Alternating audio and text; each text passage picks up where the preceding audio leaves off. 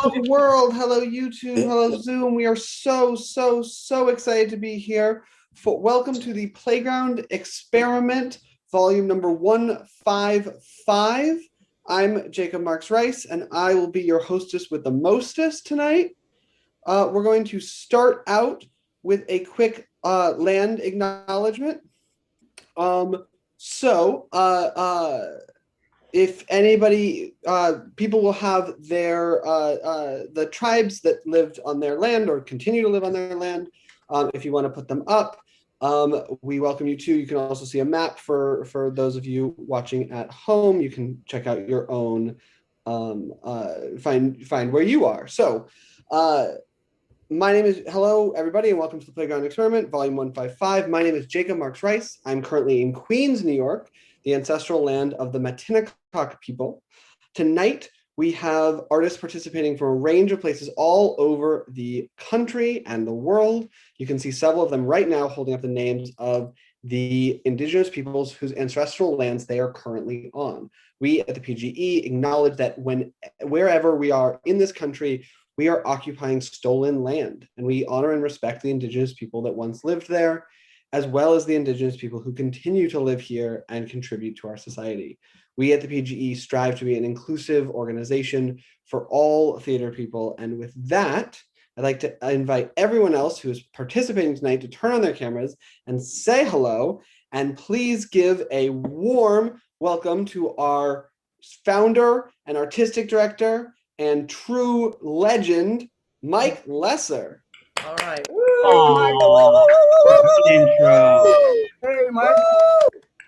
I wouldn't say legend, maybe legendary, but welcome everybody. Thank you guys. And again, we have the amazing Jacob Marks Rice as our host tonight. I am again Mike Lesser, not at the Venmo, at the PGE on Venmo, though if you happen to be on Venmo and you happen to hit at the PGE, we will gladly accept, because we are a nonprofit organization and we would love to help you. But all of that aside, we want to welcome you to virtual volume 155, meaning we have done 154 of these prior, and we are super excited to hear 6 writers bring in works in process, meaning it is not done, it is not complete, it is not ready for review. It is work that they need to hear done and read because they have thought about it and then put it on paper and now they're not sure what it is.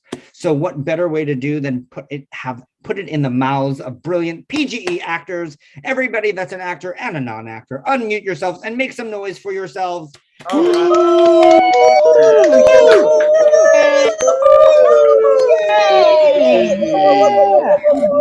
We are super to have these brilliant artists at our event tonight. Tonight, we are super thankful that we are able to do this on the Zoom. If you're watching it right now, or if you're watching it in the future, what we do ask you to do is just go down below and just subscribe so you can see all of our stuff. If you hit the little bell, it'll let you know anytime we do an event. And if you're liking this video, meaning your friend told you to watch the video, you must like it, because that means your friend will no longer like you if you did not like the video that they were in. Just saying, it's just a holiday thing that happens. So you have to do that. That being said, I'm going to ask our actors to do their first bit of stage direction and disappear. And I'm going to leave 6 writers and our stage directions readers only tonight. And here they are with our amazing host, Jacob. Tonight, we have 2 amazing stage direction readers. One of them is actually doing triple duty and doing stage directions and a role. We have Renee Nicole Gray and David Sishi. Give it up for them tonight. Hello. Yeah. And now we're going to ask them to disappear. And now it's just our host and our writers. And I'm going to go away. Enjoy volume 155. Thank you, Mike. So I'm so excited to be here. I'm so excited to see 6 incredible pieces by 6 incredible writers. There's some writers here who I've been a fan of for a very long time, and I can't wait to see what you bring. We're going to start off with our first writer, Lewis Johnson. So I'm going to ask the rest of the writers to go back into the ether. And Lou, tell me a little bit about what does the audience need to know? Is this the beginning of the play? Is there any context we need to know? Tell me what I should know. Oh, I think you're muted, Lou. Hey, Jacob, what's up? What's up? I know you. Anyway, hey Jacob, this is part two of a one-man show. The first part I've already done. So this is part two. In the first part, he's grieving for his wife. He commits suicide in the first part. So now he's in purgatory trying to figure his way out. So that's basically what it is. This is just a guy going through some, trying to figure out where he is. Yeah. He really don't know where he is, but he'll figure it out. And Totally. And any sort of content warnings that we want to give people? Obviously, yeah, discussion- mature language, gun violence. That's about it. Yeah. And my good friend Dave Osby Shepherd is doing it, and I've worked with him a couple times in Houston. He's really good guy. He's done a few of my plays, and Yes, sir. he's my go-to man. So I got my go. I had to bring the big guns out tonight, Jacob. All right. Well, I can't wait. I'm very excited. So anyone watching, feel free to throw love in the chat. Anything that you like, any moments that stick out to you, something you find funny, throw it in the chat on Zoom, on YouTube. And I'm going to let Lou introduce his actor, and we'll go from there. Okay. All right. Introducing Dave Osby Shepherd. Hello, everyone. How you doing? Good to be here.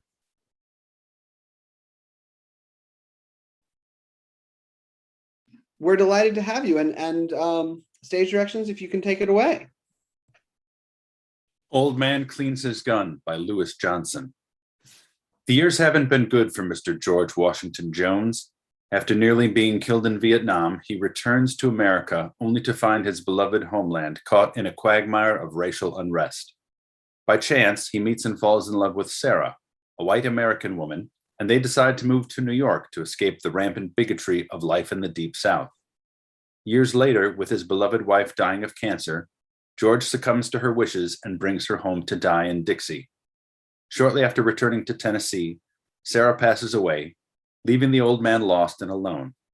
As his life unravels, his overwhelming grief turns to feelings of desperation, rage, and thoughts of suicide. Old Man Cleans His Gun, Part 2, Inside a Dead Man's Head. Act 1, Scene 1. We're in the Eternity Chapel of the Sisters of Glory Funeral Home and Mausoleum, 603 26th Avenue North, Nashville, Tennessee. In the center of the dimly lit room, an unadorned casket, obviously of the cheapest variety, sits, a single wreath of flowers its only adornment. To the right of the coffin, on a rickety fold-out table, a tinny record player spins a droning, Bing Crosby-ish version of The Lord's Prayer. In the darkness, to the left of the coffin, in a tall, straight-backed chair, sits the ghost of George Washington Jones, its arms folded at its chest. From the stiffened silhouette, we see that he has on a suit and a hat. Well, I went ahead and did it. Now look where I am. I've been sitting in this damn chair with my arms crossed like this for 2 days now. I keep trying to move, but I can't. All that shit they put in me to keep me from stinking has me so damn stiff, I can't even scratch my nuts. Fucking bunch of jokers they are. You should have seen them when they brought me in. They acted like they never seen a guy with his head blown off before. Well, they better get used to it. Because if times don't get better, they'll be seeing a lot more of us. Can you blame people? People losing their jobs, their homes, everything they work for. One day you wake up, you on top of the world. The next minute, you're living on the streets, eating your dinner out of a dumpster. Some people can handle it. They just roll which way they want to, as Bob Dylan said, and some people can't. I mean, so much shit comes at you. You get over one thing and something else hits you. It never lets up. It's like God is testing you or something. Speaking of God, where the hell is he? I always thought I'd see him when I died, but I haven't seen shit. Or maybe I'm not dead, but I have to be. They stuffed me full of cotton, And why would they do that if I wasn't dead? Maybe it's a joke. If it is, it's a cruel one. No, it's not a joke. It can't be. I pulled the trigger. I thought it would hurt, but it didn't. Well, it did, but only for a second. What hurt the most was having my damn blood drained. That embalming fluid burned like hell going in. I heard them say they put enough in to hold me for 3 days. So that must mean in 3 days I'll be buried. From what I hear, nothing can start till they drop me in the hole. They have to dispose of the body so that your soul can roam free. It doesn't matter how they do it. They can burn it, bury it, or whatever. But it has to be done before anything can happen. Up until that point, you just hang in limbo, a soul hovering over a corpse like a buzzer over roadkill. The good part starts when they shut out the lights. In other words, when they throw the dirt on you. That's when you get to go wherever they decide to send you. I don't know why they wait so long. You should go wherever you're going as soon as the doctor pronounces you dead. I reckon it's for the same reason they have funerals, so that people can come and bitch about you and say what an asshole you were, or lie about you and say what a good guy you were. Either way, it's bullshit. Wish they just go on ahead and burn me. That way I wouldn't have to wait so long to find out where I'm going. What a funeral I had. You know, you always wonder when you're living, who will come to your funeral when you're dead? I think it's an ego trip for a lot of people. They like to think the whole world will be at their damn funeral. Well, for the most part, they wrong. I know. They had my visitation. That's what the people in the profession call funerals. They had mine last night. Only 3 people showed up. My friend Earl from the Burger Cutie and the 2 people the undertaker hired to come make the place look busy. I guess I didn't have many friends as I thought. I'm sure a lot of my Boston friends would come, but they probably didn't know I'm dead. How would they? Nobody here would tell them. Oh, well, whatever. Wouldn't make sense anyway to drive all the way down here just to see a dead man. If it was me, I wouldn't do it. Hell, I wouldn't travel 6 miles to go to a funeral. For what? To see a dead body? Makes no sense. Why waste the time? Whoever it is won't know you're dead anyway. So why go? Most people go to funerals out of respect, I guess, or superstition. Some people feel like if they disrespect the dead person gonna come back and haunt them.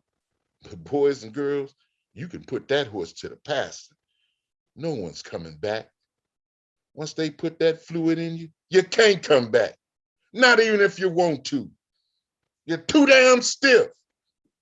I think they put too much in me because my hands are starting to swell. And I'm starting to stink. Just a little. I wonder where Sarah is. When I started planning this, I just knew I'd see Sarah first thing. Couldn't wait to see her. But I don't see her. In fact, I don't see anybody or anything. All I see is darkness. Everything's black. I hear people's voices, people I've known who passed away, like my Aunt Dearie, who I hated, and my old classmate Fred Turner, who I hated even more. He was always snitching on me. I hear their voices pretty clearly. I don't know why I hear Aunt Dearie. I hardly knew her.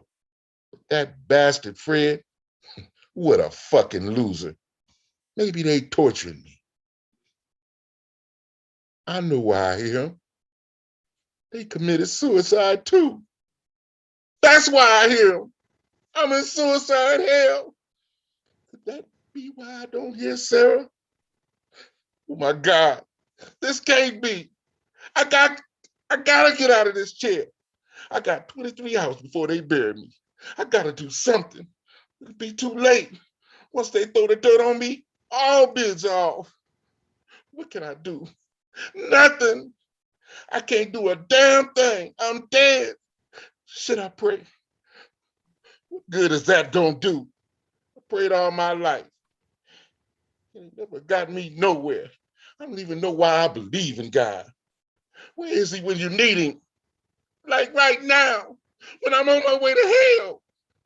Lord, I don't want to go to hell, but I don't know how to stop it. I wish I could go back and undo what I did, but I can't. It's too late. Just hope that when he or she pass judgment on me, and they make a decision on where to send me, they take into account some of the good things I did in my life. But they won't. Just know they won't.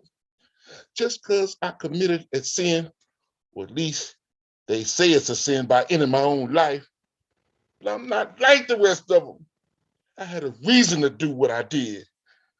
What I don't understand is, why is it a sin anyway? Shouldn't a person have a right to do with their own life what they see fit? Or should we just lay around and suffer until the Lord sees fit to relieve us? Fuck that! Sorry, Lord. I didn't mean that. I didn't mean to say, fuck you. Please, God, don't send me down there. I can't go down there. I don't want to do it. I didn't want to do it. But I had to. I had no other choice. I was left totally and completely helpless. For 30 years, I've been married to Sarah. She was my life. She did everything for me. Couldn't do anything for myself. Eating my supper out of cans every night. Who wants to live like that? I know it's my fault that I never learned to do anything. I should have at least learned how to cook a meal for myself. Sarah tried to teach me more times than I can remember, but I never learned. I thought she'd always be there. But when she was gone, I was lost. I couldn't even iron my own pants. Iron them? Hell, first I had to get them clean. I didn't know how to wash. But that's what happens when you depend on somebody too much. You forget how to do things for yourself. Some things that you should know how to do fly right out of the window.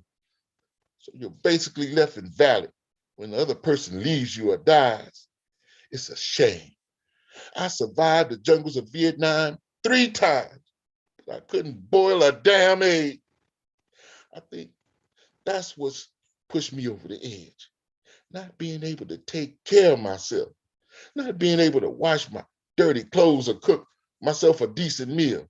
Eating all that damn junk food warped my brain and my stomach. The doctor said it was the whiskey, but I think it was all that damn crap I was eating. Burnt the hole right through me.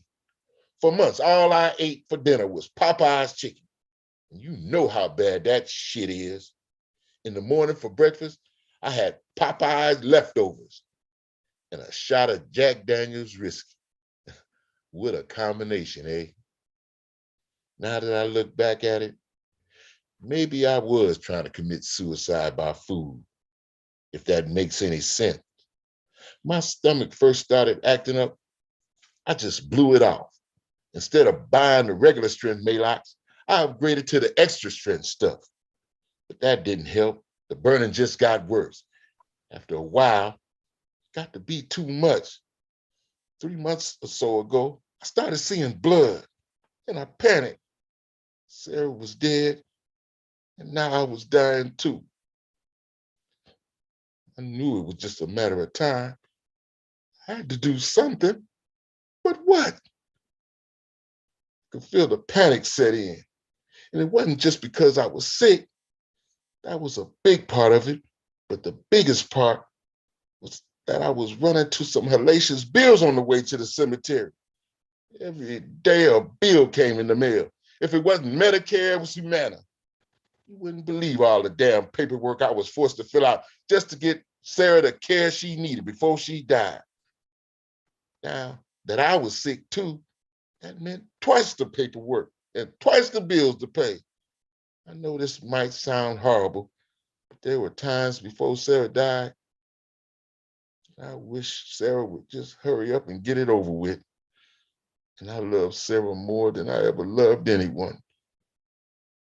But it was costing so much to keep her alive. Really, she wasn't alive. She was just laying in that bed in an irreversible coma, suffering. He said she wasn't, but she had to have been. How could a woman who was as active as Sarah be in a coma and not be suffering? I just wanted it over. Seeing her like that every day in and day out, nearly drove me insane. That and the damn insurance companies calling every 15 minutes, I really took having health care for granted until I had to use it. That's when I found out it was that bullshit major medical coverage, which meant that I'd get treatment for my illness, but it wouldn't be the best. It wouldn't even be good treatment. It'd be the type of bottom of the barrel care that they give all the field niggas. In other words, I could be sick, but I had to be dying to get them to pay for anything. That's one of the main reasons I decided to end it. The physical pain on top of the emotional and financial stuff got to be more than I could handle. What good is being healthy if you're bankrupt? Came down to whether if you better be sick with a roof over my head or healthy and homeless. Just the thought of having nowhere to lay my head at night. What is happening to me? Why am I having such a hard time getting into heaven? Maybe there is no heaven. I'm just gonna lay in that box till my body turns to dust. That'll be that. Can't be. There has to be something other than this, don't it? I mean, I went through my whole life believing there was a better place up there. And now I come to find out there's no there up there. Maybe I'm just being impatient. I should just wait and see what's going to happen when they shovel the dirt.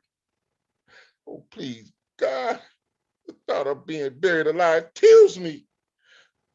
It's too late for that. I'm already dead. I think, what should I do? Lord, what?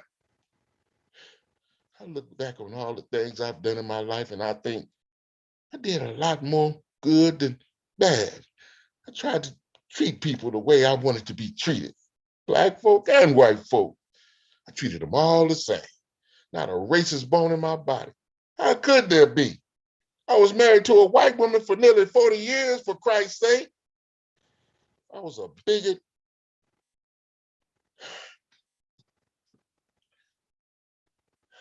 I'd be the biggest bigot you ever see. That's the main reason we left the South, to get away from the bigotry. Oh, there's bigotry in the North too, but not like down South. At least up North, they'll give you a chance. But down South, those assholes will never let up. It's like the Civil War never happened. For the most part, the Southern Black is still in chains, not literally, but figuratively. Oh, some of the literary chain too, either by alcohol and drugs or prison bars. It's a damn shame. Why can't my people break free from that? They won't read. They think education is the worst thing in the world, but that's the way they've been raised. They have that plantation mentality and they're proud of it. Every time one of them sees a white person, they start yes ma'aming and no ma'aming. Even the young ones do it, but they won't yes ma'am or yes sir. Other black folk, just white folk. Can't believe I moved back there. And after all the shit I went through with those rednecks, things we do for love. I'm starting to ramble now. I don't mean to, but being dead is doing funny things to my head. I don't know what I expect to happen, but it wasn't this. I'm scared. I'm so scared. I didn't think I would be when I did it, but I am now. When I was planning it out, I was never scared, not even once. Well, Anise, not after I made up my mind to do it. The only thing I was scared of then was that I'd back out at the last minute or I wouldn't die from the gunshot. I'd be left a vegetable for the rest of my life. The last thing I wanted was to live through it and to have someone take care of me for the rest of my life. Once I made up my mind that I was actually going to do it, there was no turning back. All the fear I had up to that point flew right out the window. I didn't like the way my life was going, or as the young folks say, I couldn't stand the skin I was in. I had to get out of it. So I went down to the pawn shop, bought myself a gun, and I started making my plan. I decided when I was going to do it and how I was going to do it. I figured, what have I got to lose? The doctor had already told me I couldn't drink anymore, which, since Sarah died, was the only thing that brought me pleasure. And if I couldn't have the two things that brought me pleasure, my whiskey and my woman, then what did I have to live for? That's what pushed me over the edge, not being able to do the things I like to do. There I go fucking rambling again. It's my nerves. Man, I'm jumpier than a whore in a confession. Oh my God, there it goes again. I'm seeing shit that ain't there. I know it ain't there, because when I touch it, my hands go through. Wait a minute. What could I put my hands through if I can't move my arms? See what I mean? Just wish I could see Sarah. I think that's why I'm so scared.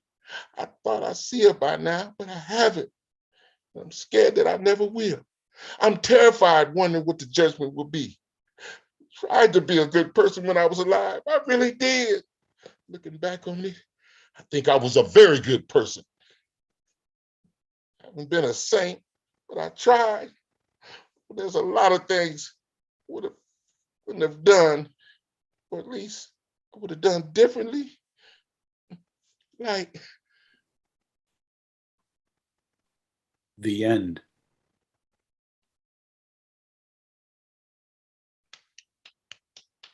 Beautiful, beautiful work. Thank you, Lewis. Thank you, Dave. Lewis, you can come back so we can, yes, sir. throw some applause into the chat. Thank you so much. Really beautiful, beautiful, beautiful work. Thank you. Thank you, Dave, for just guiding us through that. Really awesome work. All right. Next up, we are going to shift over. Can I get MA? Can you appear? There we go. Look at that. Hey. Magic. I feel like a magician. I can make people appear, and let's see if it works the other way. Lewis, can you turn off your Oh, camera? yeah. Sorry about that, guys. Hey, look at that. I'm a magician. Look at that. Amazing, amazing work, Lewis. MA, tell us a little bit about your piece. What are you bringing in? Yeah, first I want to thank you for hosting, and always when I do a virtual volume, I always feel like I have to thank Mike Lesser and the PGE Fund, as well as David Davila for the Voices of America playwriting pipeline for writers of color. My excerpt is from my trilogy of plays called The Sticky Rice Chronicles, which is an examination of what it's like to be a millennial Gaysian in New York City. Trigger warnings include sex, drugs, and racial relations.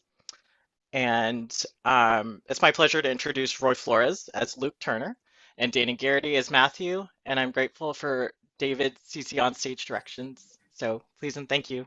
Take it away. Amazing. Thank you so much. And we'll let the actors go rock it. Thanks so much. A Melody in Hinge Minor, a New York City Winter Gaysian Interlude by M.A. Garner Santos. One scene. Luke Turner stands on the stoop of his rent-stabilized Hell's Kitchen apartment, bundled up in an oversized Canada Goose expedition jacket and gloves on his iPhone 12 Max Pro. He's peering down 46th Street, facing east, and sees what he's looking for. Matthew Reese Shaw is on his phone, not so bundled up, and looking up and down the street in flirty fluster. Wait, I think I'm in your block. Yeah, you are. Just keep walking. Wait, how do you know? Just keep walking. Keep walking. You'll see a stoop with 2 white lines in front of it, right across from Salvation Army. This is not creepy at all. Do you see me or something? I don't see you. You think I just let some random guy that I matched with on Hinge know where I live and give my exact address? Just kidding. I have Grindr, and not that I've used it in a while, and I've totally let guys. Oh, I see you. Should we still talk on the phone like this? And what? And actually maintain social distancing? Should I wear a mask? We're outside. I think we're fine. Hi. Hi. So I brought you this. And this. Oh my God.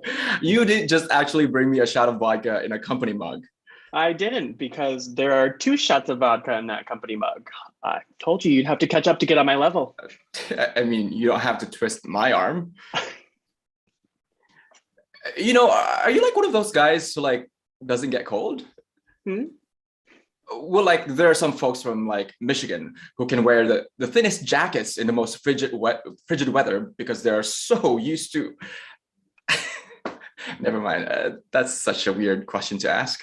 No, it's totally okay. I think it's cute. What's even cuter is if you take that shot before I give you this. Oh my gosh, you're totally right.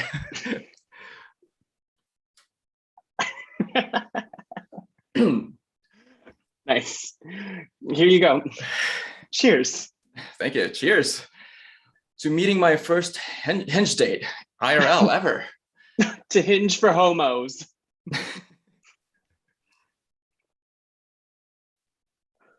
What was that about Grindr earlier?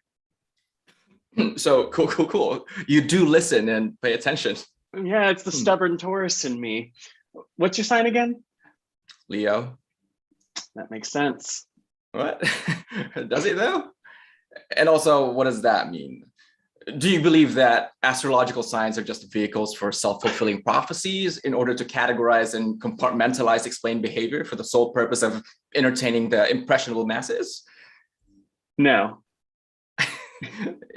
Anyway, today was the first time we've ever talked on the phone, and we've only been chatting on the app for what, like less than a week? I mean, we talked for 3 hours straight, and then we decide to meet IRL and socially distance outside your apartment. Well, maybe it's because you're lonely and you need a cuddle buddy for the holidays. Oh, come on, holidays. Everyone should have a cuddle buddy for the holidays. Salvation Army should be giving them away. That's what their Santas are actually ring jingling in their bells for and raising money. So the folks can have their turkey stuffed and their turkey stuffed each year. I guess that's what I should have known that they're doing right across the street. There are some shady Santas roaming around these parts. I mean, that's what I saw in my Grindr grid. I also catch the folks who are on Tina and go to the New York jockstrap party every other week on 47th. You do meth? Oh, hell no. Won't touch that with a 10-foot pole. That and heroin. I do / have done C, E, G, 2C, K, LSD, shrooms, obvious edibles, and pot. I have my New York medical marijuana card. And I usually take Adderall at circuit parties, but I hate poppers. But I don't do any hard drugs. What about you? I just go to therapy. What, like the bar that closed during the pandemic? No, like the $25 copay with my health insurance. They're so cool. I know, right? Mental health is so sexy. But yeah, all kidding aside, I just drink and do edibles. I like to take one, especially when I clean my apartment. It just makes it more fun. Speaking of drinking, you're nursing that. Oh my God, yeah, you're right. Sorry, let me just I should start doing that. Cleaning and edibles. I hate cleaning my apartment. I've just been so lazy, especially with everything going on. And yeah, I literally have been working from home this week, but I just take naps in the middle of the day and say, fuck it. And no one really notices since I get my shit done anyway. Honestly, we should just have this whole Thanksgiving week off. I mean, what is wrong with corporate America? I just took 2 weeks off and it still doesn't feel like enough. I feel that. Where do you work again? Oh, it's right here in the cup. I'm stupid. Mackenzie, duh. You've heard of it. Uh-huh. Do you actually, because it's not shade, but a lot of people just say they do when they actually don't, or they just get it wrong. Well, Mackenzie used to have an office in the co-working space I used to work for. It's a consultant firm, right? It's huge. My question would then be, what part of Mackenzie do you work for? For sure. Yeah, I work in user experience. Like UX UI? Yeah, I work with a lot of UX UI designers, and we have a variety of clients to see how we can improve either their customer facing or internal backend systems workflows. Backend. Yeah, you like that? Yeah, fuck yeah. Corporate speak turns me on. That and well-written emails. Duly noted. Wait, don't you work in tech? I do. I work at a startup in the Brooklyn Navy Yard. Your company designs closets, right? Hopefully not the kind we had to come out of. You're funny. And close. We design kitchens and bathrooms. We're a client to contractor renovation pipeline that's taking on the $450 billion residential renovation industry, one backsplash at a time. We just randomly finished our Series C funding about 3 months after our Series B. Now we're getting everyone custom Converse as holiday gift. That's cool. And not a Christmas gift, right? It's holiday gift because it's non-denominational. 1000%.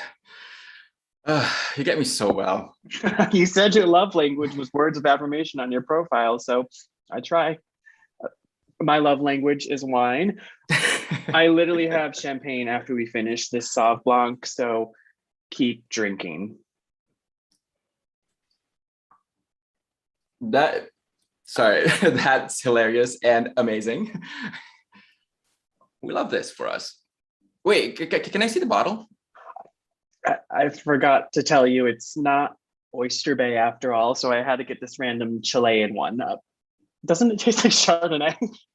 Surely, yeah, I was about to say. Wait, actually, are you like a sommelier? I was literally joking. Well, the basic premise of why wine tastes different is based on the region it's from, right? So when you've mentioned Sauvignon Blanc and I tasted this, it tasted different from the other ones I've had that are from, I guess, primarily the US or Europe. Fancy. Yeah, just champagne taste on a beer budget, as they say. As they say. It's a top shelf taste on a mid to lower shelf budget. I'll cheers to that. And going back, you also said you're on the people team at your company. Yeah. So in true startup fashion, I don't technically have a title per se. I'm just part of the office and experience team. I need a title change in a race, though.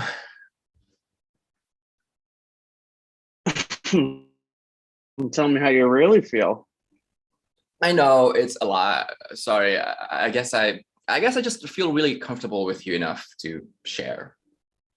No, I'm happy. I'm just really enjoying myself. What, really? Why was that so hard to believe? No. Oh, now you're at a loss for words. Well,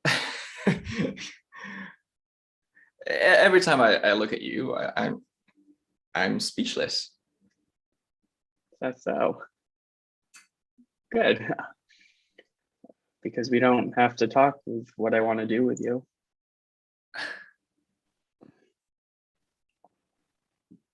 Hey, is this okay? It's okay. I had COVID twice already. Wait, what? Seriously?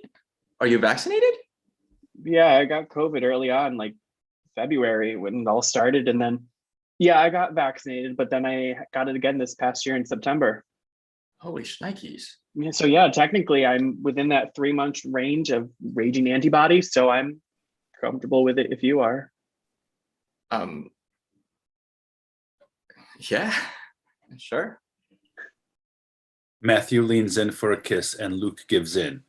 Luke pulls away for a moment and then goes back in. Oh, that was nice. This is nice. I concur. So you don't have any hesitation about this at all? Yeah, I'm not going to be seeing anyone over the holidays, and my dog is still a baby, and so I'm afraid to take her on airplanes. Was that the corgi or the dachshund in your profile? The dachshund. This is ramen. Is it because she's a noodle? Yeah, I'm glad you caught on. You'd be surprised about how many people don't get that. I figured you were a smart cookie, seeing that I saw Harvard University on your profile. Well, confession. I went to Harvard when I was in high school and took summer classes there for college credit. I studied psych and government then, but didn't go there for college. Oddly, that's still somewhat impressive. Okay. So with the backyard in Hell's Kitchen and a dog and a work from home job. Oh, okay, that's me. That's right. But back to you. The whole reason we're out here is because you said on the phone that you started answering questions about your ex and then said, well, maybe this conversation is best served over a drink. And I said, well, why don't I bring you some wine? So I was literally trying to avoid this whole entire topic, but yeah, go off. Now that I got you a little lubricated and loosened up. Well, now that sounds like a different type of first date. Oh, the night is young, the moon is still bright, and oh wow, looky here. I'm opening up a bottle of Decoy Bubbly. Okay, first off, I didn't know Decoy made a champagne. And second, oh shit, I totally forgot what I was gonna say. OMG, I swear I'm not drunk after just 2 shots and half a bottle of wine. A nice try. You're not getting me distracted with your cute inebriation. You were saying about your ex. I was not saying about my ex, but yeah, I guess we can talk about my ex. What do you want to know? Why you broke up. Then pour me another glass. Done and done. Well, where did we leave off? Well, I mean, we dated for almost 8 years. We lived together, had a bank account. I think in some ways we were actually common law married, but to be perfectly honest, I never really looked at what constituted all that. I think I didn't really even want to know because deep and down, I didn't really want it. Truthfully, he sucked at surprises. And you know me, I'd want some grandiose romantic proposal that I knew he'd never be able to execute because I was the event planner gay in the relationship. And he's just, well, made me laugh. And I thought that was enough. And it was good until the summer of the pandemic hit and I met this boy in Fire Island. And this boy was not the reason we eventually broke up, but it was an impetus because I found out that I could have really great sex and sex that made me feel good and sex that I myself wanted. And so when I blew out my metaphorical candles that year, because no one was blowing candles on cake because of COVID concerns, I wanted great sex for myself that year and I got it. But not with Brad. Fair and valid point. Nope. It was after some time talking with my therapist about what I truly wanted. And a few years prior, I had to see a psychiatrist to go on meds because my anxiety was so bad. So feeling trapped in the relationship, I felt like this was the only thing I could do. But in the examination of what I truly needed in a partner, emotional awareness, active anti-racism, acknowledgement of privilege, the desire to get better, physically active, he didn't check any of those boxes. And I feel somewhat embarrassed that I didn't realize that entire time. 7-year itch much? I'm sure the stuff that worked well, unfortunately, glossed over the other stuff. Hey, it's better you realize this now. Did I earn my champagne? You earned more than that. Oh yeah. Can I tell you something? What is it? I'm cold and I need to use the bathroom. What? Wait, here's my jacket. You are not going to see my apartment. It's a mess because I've been super sick with COVID. I told you it's okay. I have antibodies. Yeah, you also have interesting choices, like choosing to see a Hinge date who's literally quarantining from COVID. You could have said no. Matthew, but wine. Oh, you also said we'd unpack why you don't think you're a rice queen, even though your last two boyfriends and me were and or are Asian, as well as why dating in NYC is always harder because there's always someone better 231 feet away. Yeah, we can talk about all that after I use your bathroom. This is the weirdest first date ever. I'm deleting Hinge after this. It is the app that's meant to be deleted. Touche. Blackout.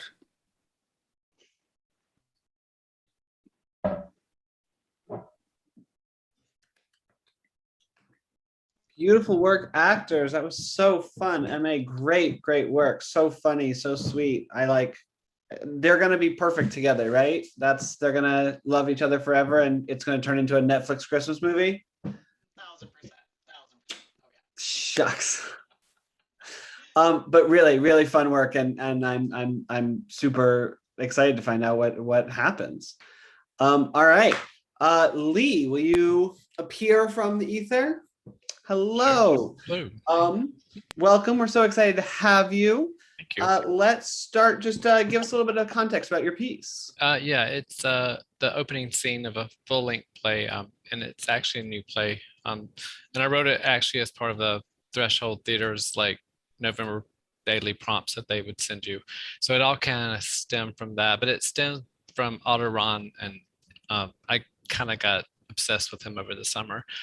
He was German. He actually was one of the inspirations for Indiana Jones. And so he actually would, but he was German.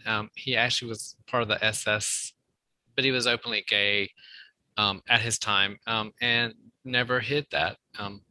And of course, in the end, he committed suicide. So that's sort of a little bit about this, but this is about just him and sort of a fantasy piece that I have created based on his life. And Peter Macklin is reading Otto, and David Cece is reading Lucifer. Amazing. That's so exciting. And just give us any there were some implied content warnings there, but any content warnings we should know about? No, none. No. Great. All right. Thank you so much. And actors, take it away. Actors and stage directions, take it away. Otto Rahn's Avenger Squad by Lee Richard Malling. Setting, bare with complete darkness. At Rise, Otto is on the stage as if in a movie theater, and suddenly there appears through projection the film Metropolis. Otto watches entranced. A man enters and sits closely to Otto. He sees Otto is completely entranced. Is this your first time? My 18th. You must love this film. More than you know. I saw a lot of it being made. Gives one a different sort of appreciation. Otto turns to see who his companion is, and both sense the attraction. I am getting a different sort of appreciation myself. Well, there's nothing more magical than the dark that comes with seeing a film. I agree. I've seen you here before. I had hoped you would come back to see it again. I had this feeling you would just because of the rapture you had on your face. Rapture? Like the second coming rapture? Or The man suddenly rises from his seat and crosses to Otto and pulls him up so they are face to face. Become the movie. I love you. I hate you. I love you. Really? At least for this moment. The man takes Otto's face in his hands and looks into his eyes. We could be arrested for standing like this. We would be able to see anyone if they came in. What about the projectionist? I heard him go out for his smoke break. What do you want from me? I have a mission for you. That would involve me giving you head, perhaps? You can always do that. But first, we need you for something important. Who's this we? Someone will be in touch with you. Where? This movie palace, this film, this time. The projectionist can be counted on not being here at the same exact time every day. We have made sure of it. There goes that we again. Are you from the SS? Would I have stood so close to you sexually if I was from the SS? The SS would stoop and stop to almost anything to call out my true nature. But you don't hide your true nature. That's one of the reasons we want you on our side. Our side? We? You expect me to just go on trusting this we? Yes, I do. You're in the dark now. That's understandable. We are in a darkened theater, but all shall be revealed to you in a brighter light. What day? Next Tuesday. It's not a busy day, and we will be in touch with you. Will they greet me the same way? Like this? The man kisses, and Otto does not want to stop. Yes, like that. We'll see. It could be me again. Oh, lucky me. Till Tuesday. Yes. Till then. The man starts to exit, and Otto calls out to him. Wait, Yes? did you really hate me? It made for bigger conflict than I did. The man exits, and Otto sits down once again in the dark with him and the movie light washing over him, and he holds up his hand and counts off with the other one on the fingers of the one up. I love you. I love you not. I love you. I love you not. How dare him not love me, although the world around us does seem to be going a little crazy with so many people listening when they shouldn't be, pushing people into darkened theaters or darkened closets, but not me. To them, I say, I'll never hide, at least not who I am, even for the good of saving myself. My parents are going to burn my letters after I die. So ashamed of my truthful words in them. Maybe it's the youth who feel such daring, who can go up and down fire escapes shouting out who they are and what they do and who they love or not. Otto takes his hand again and begins to count off again. He was mysterious enough to love for a bit. I hope it is him that comes back next Tuesday. I wouldn't really trust anyone else, unless he was, of course, sexier, perhaps, or a little more conflicted. I can handle that a little bit, seeing that I'm not in the slightest. Yet, but the evil hasn't fully landed at this point in time. I was still wanting to be an actor and a screenplay writer. Hence my love of film and why I like sitting in darkened theaters all alone, at least temporarily. As Otto finishes, the movie ends, and we see the title card Enda appear on the screen, and the lights come up, and Otto stands up and starts to exit, and a voice from behind the screen speaks. Otto, you can't leave yet. What? Sit back down. This was the last showing of the night. Only if you believe it's the last one. But I'm tired. I haven't slept in days, and I can never sleep during a movie. Turn out the lights. The house lights go down. Start the movie again. The whirl of the projector starting again, and the image of the title card flashing on the screen. Metropolis. Enter the man again, who had promised he'd be back. Is it Tuesday? It is if you want it to be. I do. Good. Then it is Tuesday. That's the day you said I should receive another visitor to explain this mission you had mentioned to me earlier. And so it is. What is the mission? We want to pull together a team to help defeat the evil that is lurking about. Hitler? Much stronger than just him. You're asking me to pull together a team in Nazi Germany to defeat this power? That is right. Just going to the wrong place can get you sent away. Which is why I like the odds you bring to the table. What? You don't hide anything. Anything. Who you are, what you are. They call my kind diseased. Which also makes you perfect. Who would suspect a weak degenerate to pull something off like this? Like what? This team will be made up of misfits. You have a lover, don't you? Raymond. What about him? There's more than just him. Well, I have a manservant, Habdu. Don't be coy now, Otto. You three are what they'll eventually call a throuple.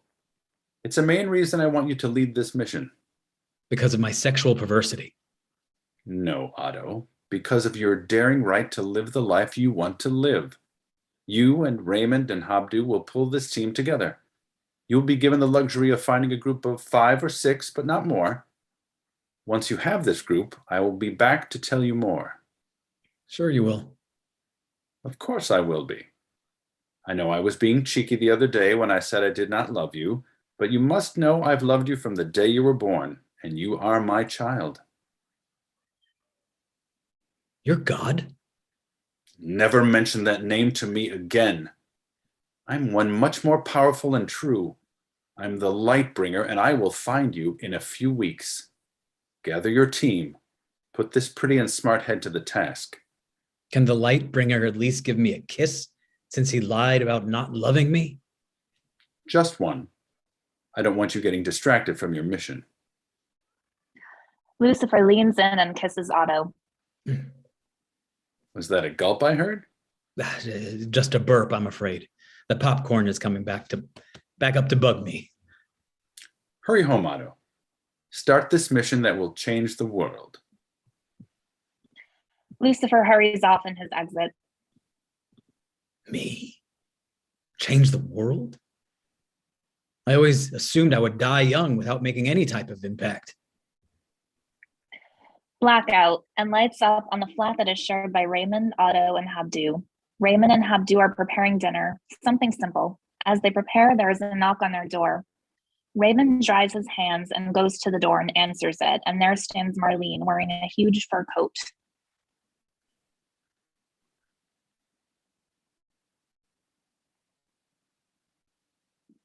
End of section.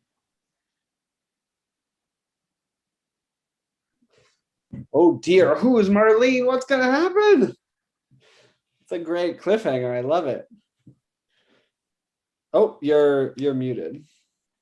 I wasn't sure. Thank you. I just wanted to thank everybody. Thank them Yes. both. Yeah.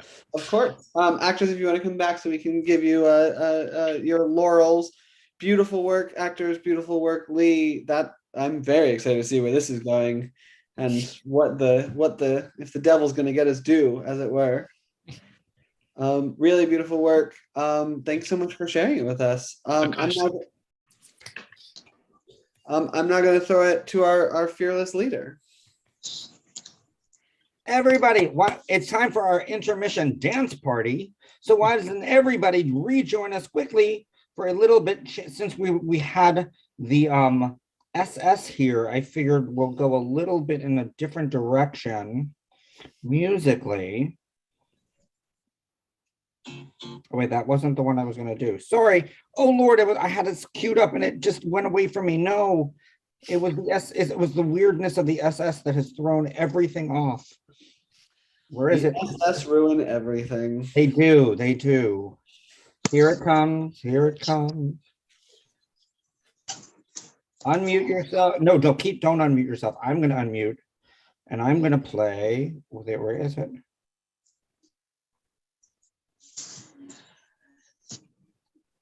Yeah, going on and on and on until the mighty Greeks were gone. Yeah, often my life is in the air sometimes, saying hey, oh, spin the dreidel. Just want to celebrate for all the nights, sing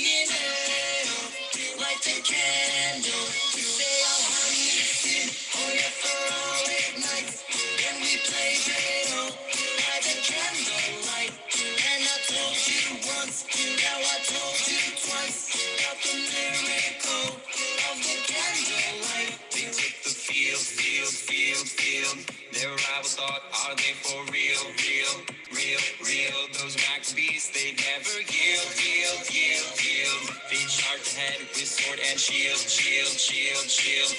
Yeah, yeah, the war went on and on and on until the mighty Greeks were gone. Give it up, give it up, give it up. It was so funny seeing half your face going, wait, those aren't the words to that song. Give it up for everybody. Everybody unmute yourself and make noise. Put your cameras back on.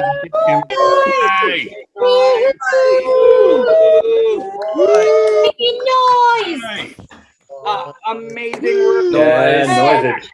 Writers and actors. Nice. Amazing work, first act writers and actors. Just a couple of little announcements of things that are coming up, things to be looking out for. We have our holiday monologue grab bag and potluck, which is coming up this Friday evening. Today is the deadline. If you're interested in writing a monologue for the monologue grab bag, you can go to our website, thepge.com, for that. Every year we do a monologue grab bag. This is the first year we're doing it a little bit virtual and a little bit country, a little bit rock and roll, a little virtual and a little live. So you can join us if you're in New York City. We have a limited space. It is COVID compliant, all that sort of stuff. But if you can't join us that way, you can still join us virtually. And we're going to have breakout rooms that you can hang out and chat with people. And then we're going to all go join us together for the monologues. So join us. We will also have a raffle that's coming up for our end of the year. We always do a fun raffle. People have been donating stuff throughout the week, and I'll let you know what the raffle is. So if you're not on a mailing list, again, go to thepge.com and you can find out all that amazing information. Other things to know, if you're looking for interesting Hanukkah stuffers or Kwanzaa stuffers or Santa stuffers, we have 3 amazing books currently on sale right now at the Amazon. Our third book just was released. It is I'm not 100% sure that we should be stuffing those books up Santa. Well, no, we didn't say put them up. Maybe I did. I might have. But in his socks. There, Jacob, make me blush.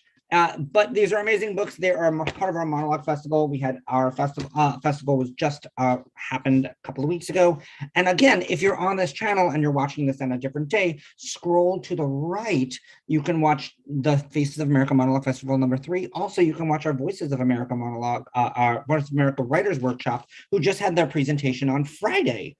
So all of those things you can do, or you can check out plenty of stuff on our website or on our YouTube channel. So that's the stuff coming up. We are super excited for this year. We do have one more volume, which I'll talk about at the end. For the year, we did an extra one just because we figured people need a little extra joy at the end of the year. Jacob, why don't you tell them a little bit? We have only 2 more weeks of our play dates. Jacob, tell them a little bit what play dates are. Yeah, play dates are the best. So if you are like me, it is sometimes hard to actually get things done.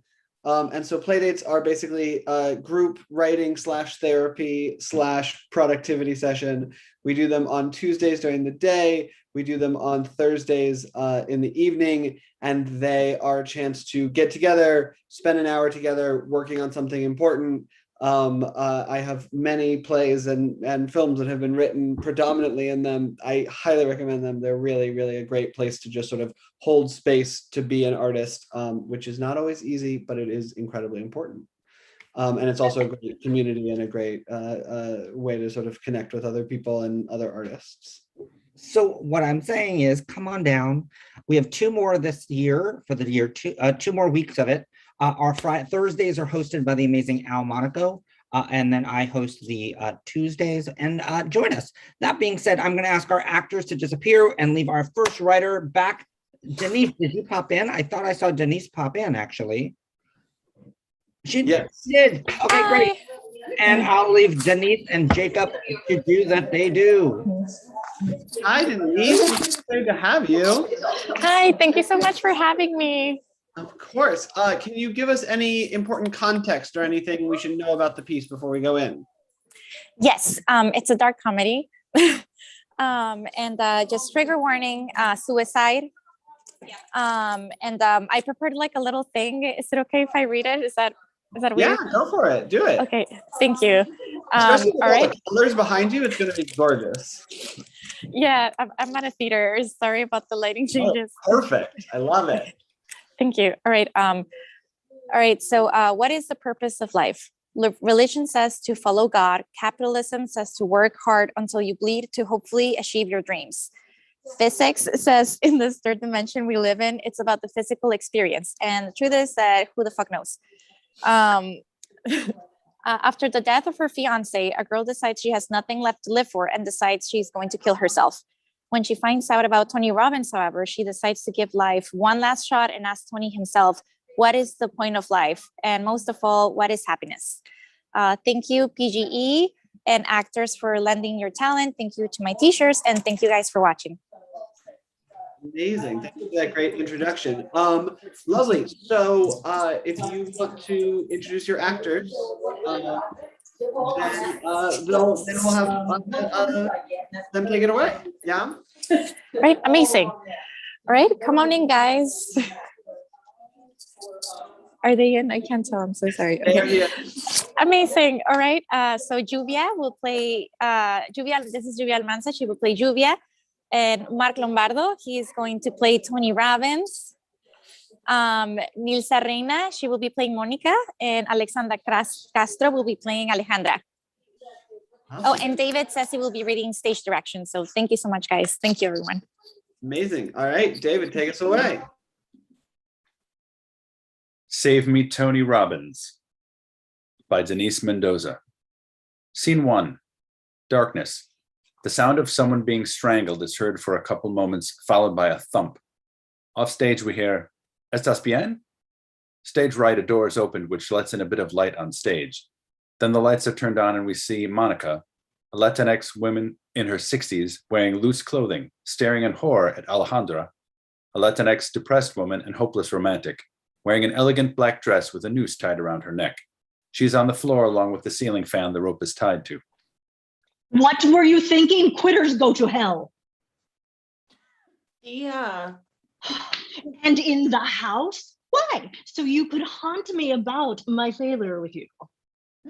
I'm Mira, and you even dressed up, but you couldn't clean your room.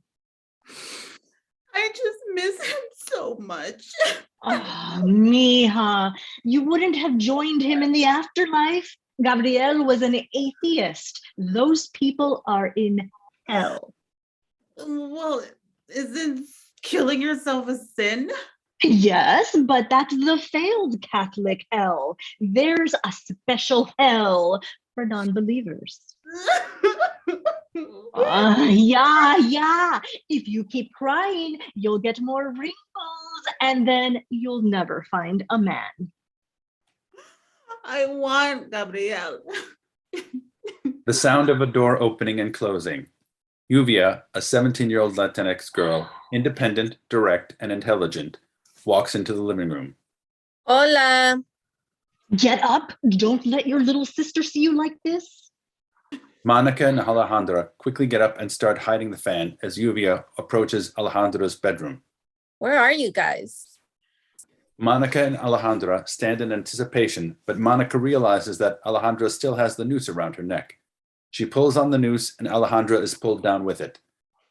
As Alejandra is kneeled on the floor, Monica keeps trying to pull the noose upwards. Juvia walks in.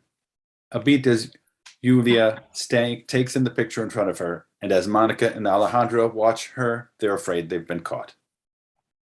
Well, the cat is out of the bag. Your sister wants to be a cow in a play at the Children's Community Theater. She's not bad. She just needs to work on her. Ooh. Yes. Thank you for your help, Thea. They hug. I thought lying was a sin. God forgives if it's to protect others. Monica and Alejandra break the hug. Well, I better go serve dinner. Monica exits Alejandra's bedroom. Are you wearing a black gown? Cows are black. They're white with black spots. I couldn't find a dress like that. Polka dots are literally in fashion right now. Which is why they're so expensive. When's the show? It was canceled Then why are you practicing? for the reboot. What's the play called? Animal Farm. Oh, like the book. Yeah. What's it about? Well, pretty much like the book. Wow, really? It's pretty dark for a community theater. Yeah, just not exactly like it, more like within the world of the farm with the animals. Tell me more. Well, it's about these two animals who fall in love and are gonna get married. But then the fox is taken away and the rabbit has to stay at the farm without the fox. A fox and a rabbit? Don't foxes eat rabbits specifically? Well, you know what they say. Don't play with your food or you'll fall in love. So is there any kind of rebellion against the humans? Why would there be? Well, it happens in the book. Oh, you said rebellion. I thought you said pavilion. I was like, it's a farm, Uvia. Yeah, the rebellion. It happens like in the wedding, like the wedding is the rebellion because animals aren't allowed to marry each other. So how does the cow come into it? What cow? Uvia looks at the rope around her neck, gestures with her chin. Oh, right. I thought you meant a different cow. My character is the cow. Yeah. And the cow is this character that is the teenager, which is why the cow, they chose that one because she's black and white. It represents like light and dark, the light and dark side of puberty. What does your character do in the story? I'm going through puberty and like I suffer, but in the end I fall in love and everything is okay. Niñas, food is ready. Well, good luck with your canceled play. Yes. Uvia turns around as if to leave. Next time you want to try pills, less damage to the house. Alejandra and Uvia walk to the dining room. Monica enters holding 3 plates of food. I know, mija. Can you please change out of that black dress? You don't want to eat in costume. Alejandra walks back to her bedroom to change. Your sister and her dedication to this cow. I haven't seen her more excited over anything in such a long time. Is there anything you're excited about? Let me get you some salt. Yeah, I know what happened. You can stop lying. I was protecting you. Did Ale tell you? No, the noose and the mark around her neck did. Your sister's just having a hard time. We have to be patient that God will show her the way. I don't believe in God. And if I did, fucking God is taking his sweet ass time. Ew. Heavenly Father, please forgive my sinning niece who, influenced by the devil, has insulted your name. Amen. Don't curse at God. Sorry. We just have to be patient. Her one try of killing herself has failed. It's a sign. This isn't her first try. What? This is like her third. She's tried 3 times. Well, that I know of. She's been trying all month. Wait, how do you know? Well, I saw her jump in front of a car trying to get run over, but the car turned right. She kept trying, but she kept jumping too early in front of cars, so they would just like drive around. Then like a week later, I walked in on her making the 3rd cut on her arm, but I guess she wasn't cutting the right vein. Plus she was doing it side to side and veins don't go horizontally. Why didn't you tell me any of this? Because the only way you respond to problems is taking people to church for some bread and wine. It's the blood and the body of Christ. How kinky, Thea.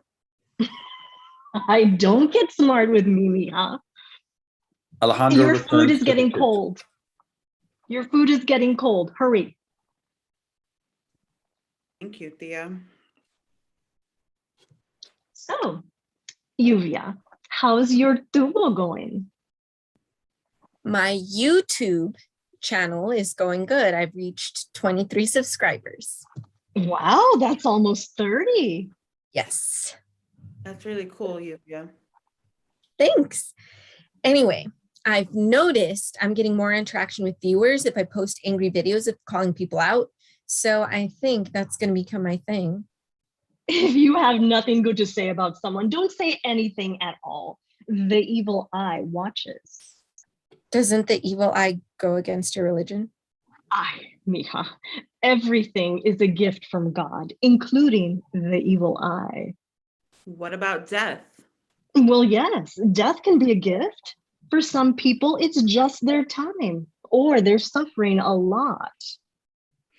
What about the empty void in my heart that was left by death? Also a gift from God. So you can experience what a black hole in the sky feels like, because that's where Gabriel is. Yuvia. That's what your religion says.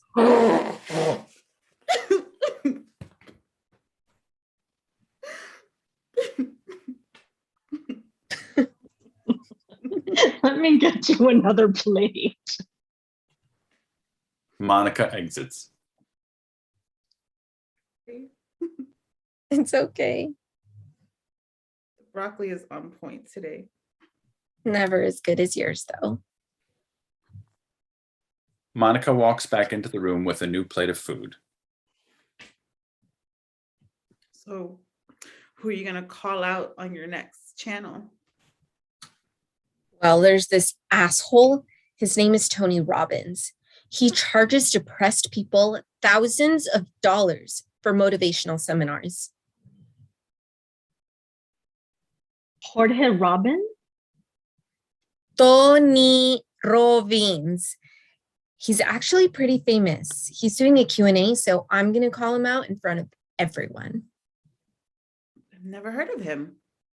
Here, let me show you a video.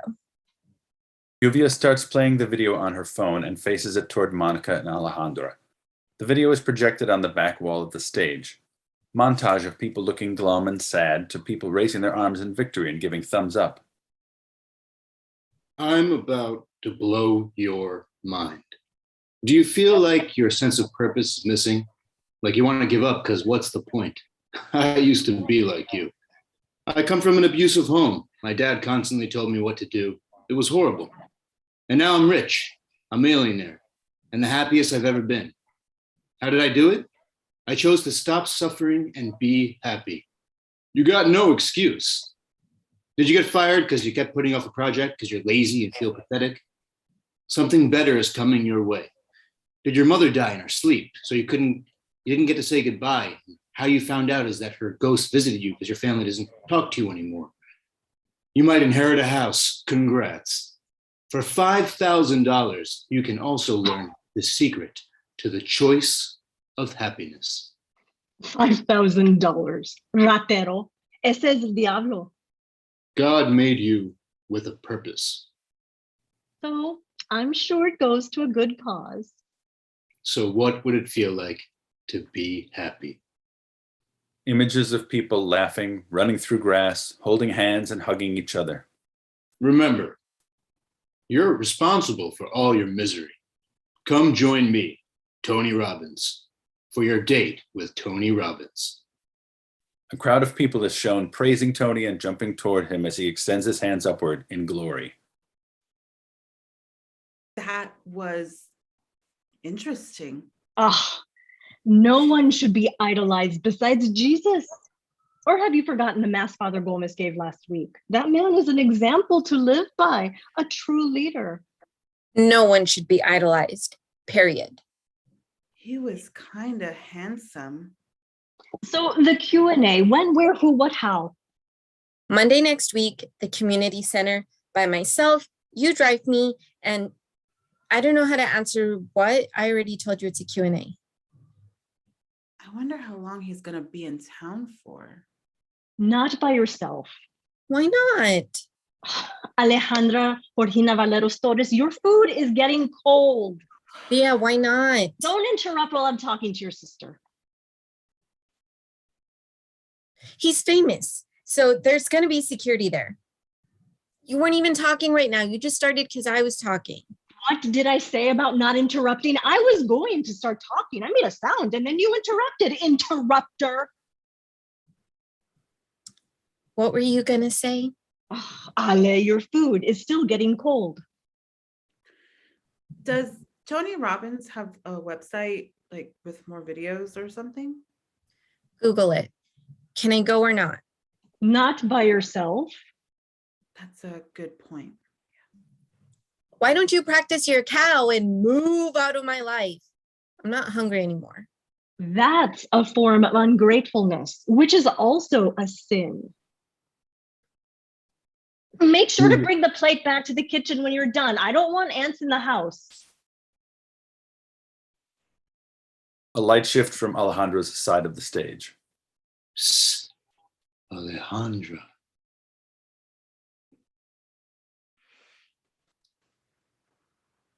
Alejandra, come here. I think I'm gonna finish my food in my room too, Thea. Absolutely not. Finish here, then you can go. Alejandra forces a bite.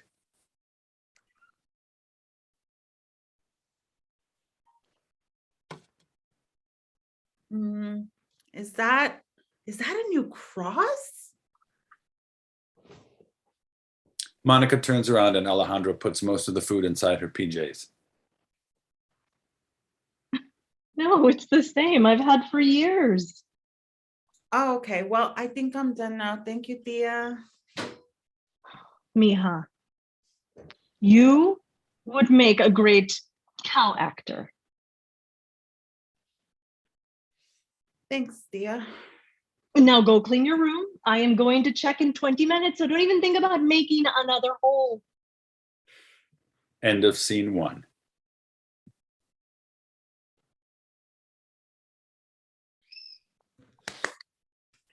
Amazing. That was so funny and so dark and so delicious. Beautiful, beautiful, beautiful work.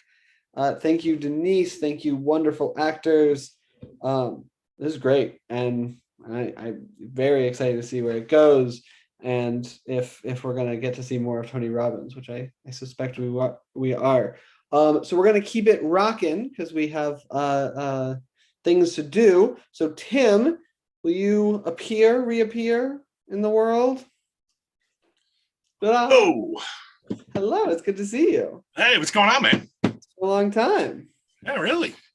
What you been up to? You know, writing plays, making art, trying to survive a plague. I hear you. Great. Give us a little bit of info on your piece. All right. So this is a screenplay. The name has changed since it was here last time. It's now called The Naked Winemaker. And all of my actors are naked in this thing. No, I'm kidding.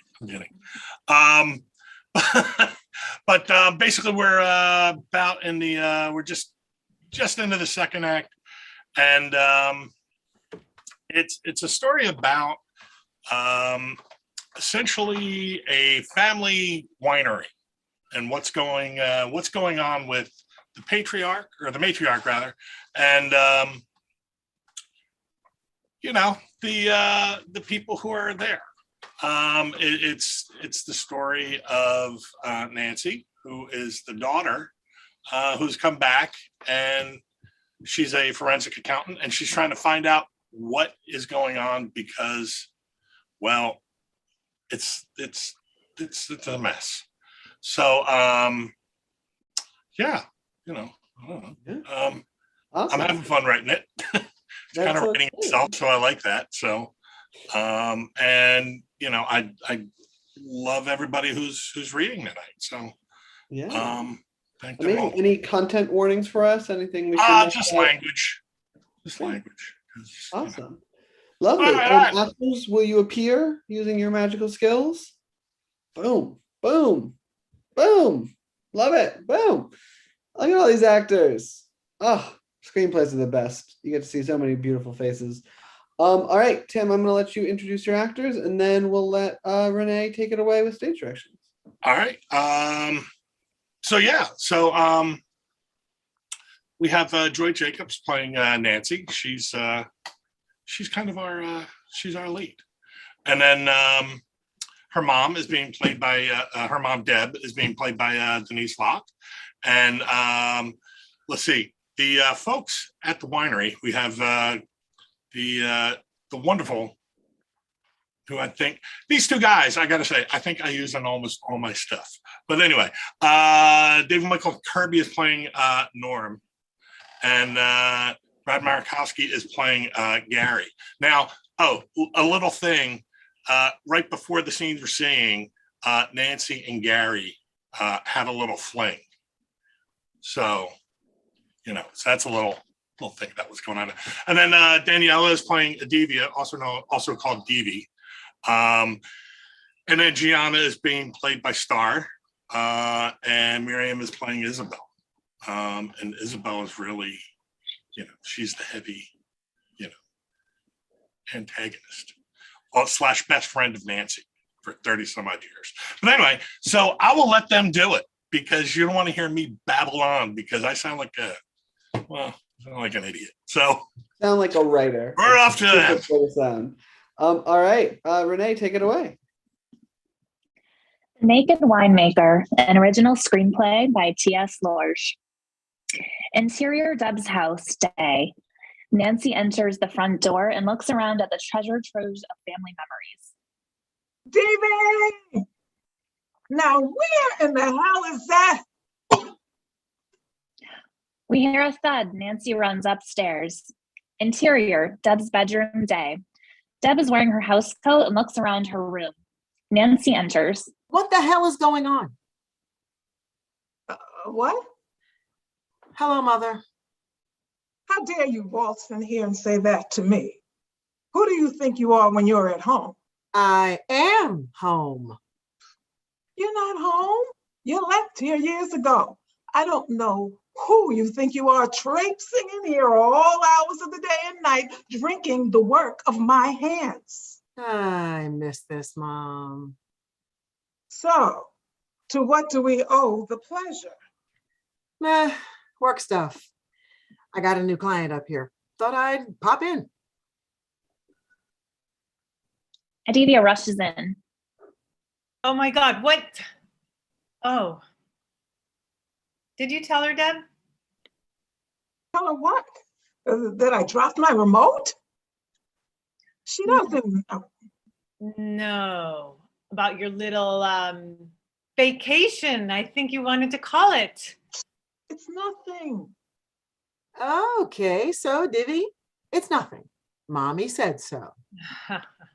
Well, what medical school did either of you graduate from? How much of a nothing? Oh, nothing at all. If nothing includes an ambulance, emergency room. I watched them do the paddle thing and yell, clear, that whatever they call it. Ma, were you? It was nothing. My heart stopped a little. Big deal. It does that every time you do whatever with that Gary. Don't think I don't know. I saw you run over to the barn when he got here. Since you were a teenager, doing all sorts of stuff in that barn. I should burn it down and purify the ground and start over. My God, Mommy, you can't die. I'm not dying. Heaven doesn't want me, and hell thinks I'll take over. Why are you messing with him? He'll do nothing but break your heart. Again. I've seen this. I'm leaving. Gary and I are what we are. And besides, what business is it of yours? I am a grown woman. Who acts like a child whenever she sees that boy. My heart is young and can handle it. What about yours? That damn Adivia is always overreacting. Why do I put up with her? Because she's the only one who loves you enough to take care of you. Like I haven't heard that one a million times. It's true. We hear the door close. You sure about that? You think I'm old? I never said anything of the sort. I'm not old. At least that's what all these dumb kids tell me when I tell them my age. All of these fools tell me I'm 78 years young. Of all the condescending bullshit. Mom. I was the hottest chick in Woodstock, for God's sakes. Richie, Jimmy, everybody wanted me. I said, nope, I got a man. That was your father, God rest him. What do these kids think they're telling me? I'm young. Fuck them and their dumb youth. Mom, why is there a mortgage on this place? Well, that's smart money management. Any idiot knows you got to keep things liquid. But you're behind. Leave my ass out of this. Ma, stop. This isn't a joke. You're behind on your mortgage and the mortgage company is calling. What's going on? You know damn well we only have 53 acres here. We don't have the volume of California or the Finger Lakes or even Long Island. How the hell are we going to compete? Especially when that boyfriend of yours keeps buying expensive equipment and making shit wine. You mean the chicken shit wine? What? Gary said you told him to use chicken shit for fertilizer, and now the wine literally tastes like shit. I would never say that. It makes the plants bushy, and you get no fruit. And with Cab Franc, you got to get rid of that bush. Ma, what in the hell is going on? All I know is you left that boy in charge, and you left, and you don't want to listen to me. And that's another thing. I told that boy to start making some wine in terracotta pots because that's what Jesus used to do when he made wine. And I want to know what I'm going to be drinking when I meet him. And if our Lord and Savior makes shit wine, I'm going to tell him how to make wine. Interior Winery Lab Day. Norm heads to his workstation. There are beakers filled with wine and other lab equipment. So, Normie, what are you working on? Trying to fix the shit Gary made. At the barrel tasting, Divya and I said it was a work in progress. So at least there's no expectations. How are you going to do that? I don't know, Nance. It's just What's with bad. What's with the chicken shit? Idiot told me that it was a new thing. I never heard anything like it, except in a Russell Crowe movie. Look, nobody knows more about the science of this than you. Thank you. It's been a while since anyone's appreciated my work. Well, there's Divya, but she's after, well, I don't know what she's after. Close quarters makes close company. Oh, please do not start. You don't get out, Norm. Here we go. Can't I just be like all the scientists who are left alone to their work? Well, we could leave you alone, but we're afraid you'd end up making Frankenstein. Or, well, Franken wine. Nice, great. We've made with the jocularity. Now can I be left alone? Well, you have a problem there, Normie. Yeah, we've been friends too long. I know Divvy is still the new gal here. She's been here 35 years and has logged more time here than a certain someone in recent years. So you do like her? Oh, dear God, just stop. I'm late for chemistry class, so tell her whatever you want in gym. Come on. She's a widow. You're a widower. Maybe you two have some common ground. That's all. It's not the same thing, Nance. Her love was blessed by the church. I guess God doesn't love me, but adulterers, no one tells them to fight their urges and abstain. So that's all I'm doing. Yeah. I never claimed to be a theologian, Norman, but all that's shit stupid. Just become an Episcopalian. Look, all I'm saying is that there are things about both of you that you got to face. You guys both love this place more than me. No, Eve, you were kicked out of paradise. And there's no redemption for me from the Almighty. You know, she's talking about terracotta pots, right? What's that about? Norm, look, you guys are just really sensitive, broken people. Just, Here you guys are. oh, yeah. I'm gonna leave you guys to it. But Nance, I wanted to Divvy, come sit. I wanted to talk to you. wait. I just wanted to say last night was really, really special. Yeah, that's what I wanted to. Hello? Anyone here? Oh, her! Ugh! Adivia storms into interior winery tasting room. Gianna is standing by the bar looking around. Hello? What do Adivia you comes. want? Oh, Evie. Hi. I was looking for Nancy. I told you not to come back here. You home wrecker! Divvy, calm down. Devi, why are you so angry to me? Every friggin' time I'm here, what did I do? You know what you did. Vivi, why are you going off on her again? She works for me, just like you do. I just work for you now? No dulce de leche cake for you. Oh, Devi, I love your dulce de leche cake. You had some. How did you get some?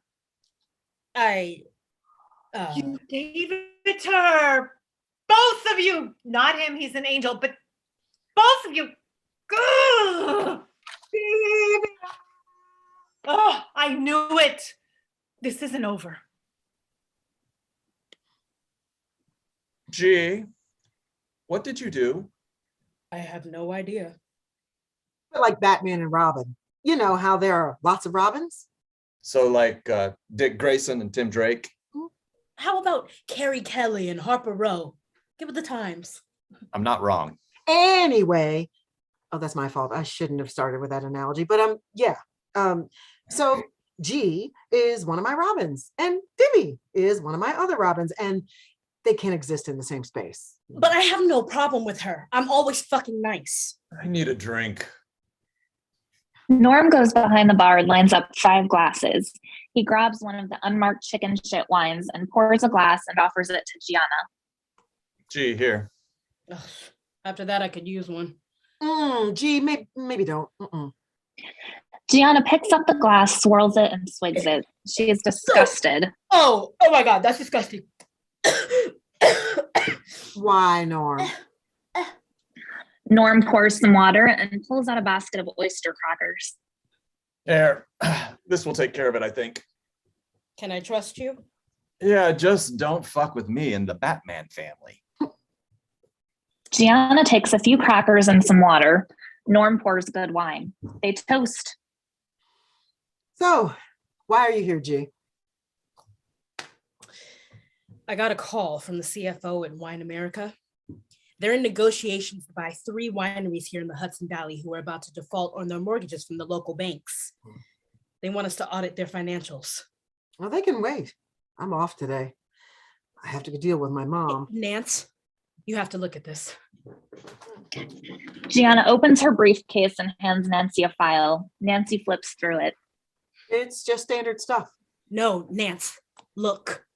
It's here. What? Gianna grabs the file and shows Nancy the financials of the O'Brien Vineyard and Winery. What?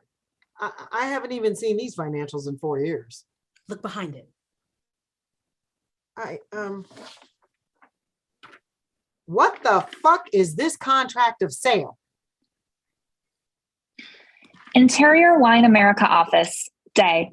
Isabel is sitting in her office at Wine America doing, CEO stuff. Gary enters. Oh, Gary, how'd it go? Hey, I'm sorry. I had to. Gary, what has always been our deal? I don't tell you about Channing. You don't tell me about Nancy or anyone else. Yeah, but I don't know. It's different now. You got the sample?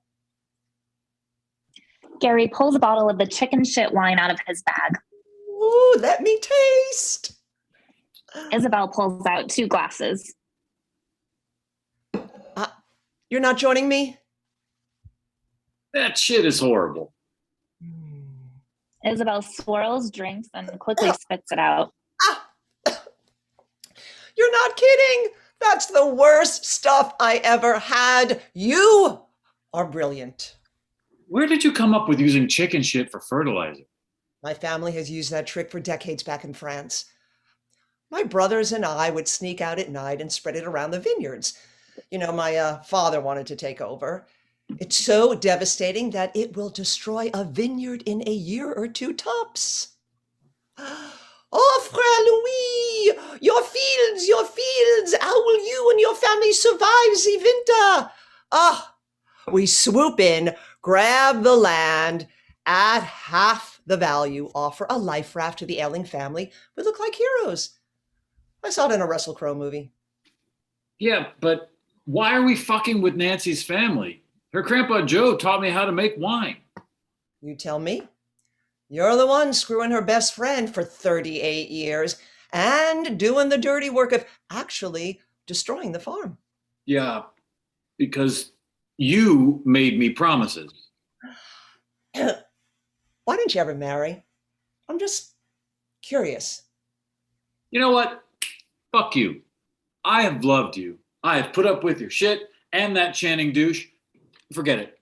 I'm coming clean to Nancy. Gary, come on. This is how we play. Come on, get back here.